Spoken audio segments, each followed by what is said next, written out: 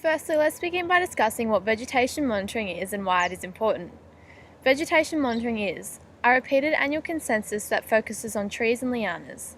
The methodology involved is used to measure the effects of climate change on three factors: forest growth, mortality, and function.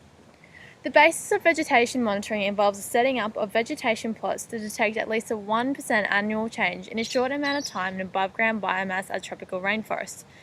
This requires a sample of 1 to 5 1 hectare plots and includes a range of equipment such as measuring tapes, pens, stakes, a hammer, compasses, a GPS, and so on. I won't go into great detail for any methodology as a manual can always be used if steps are forgotten.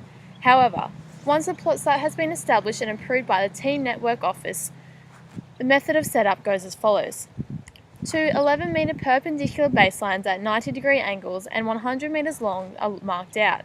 Information such as compass bearings of these lines is recorded.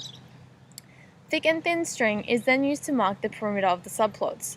So, once establishment is complete, the actual experiment of the census plot can commence following a number of steps. Additionally, the marking of the corners is done by starting at the 0, 0 corner and moving clockwise so that the next corner should be at a reading of 0, 100. This can be seen by the table. To provide data for the calibration, 100 tagged trees within the plot are randomly selected and the diameter of their trunk is measured at a height of 1.3 metres and the diameter is marked and recorded. This is done again after 2 to 3 days and results are compared. Next, stems of 10 cm diameter at breast height or more must be identified, measured and tagged with a unique number. This diagram just gives you a bit more of an idea of how to measure it. This is repeated until all stems have been recorded. This is all fun and well, but what happens when you are faced with a problem tree? For correct data analysis, overcoming these barriers is a must and different markings and measurements have to be performed.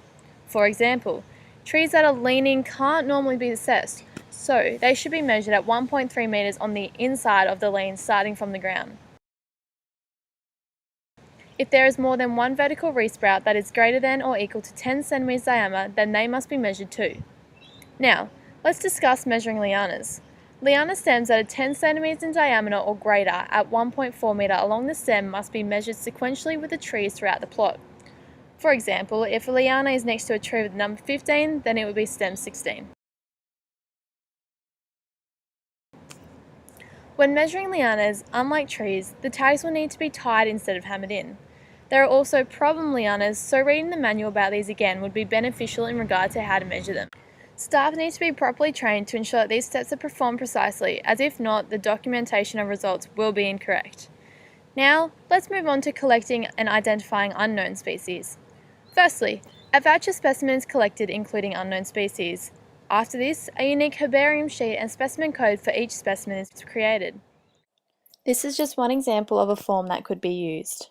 Specimens are then identified whilst updating the identification form, including the family, genus, species, and the date of determination.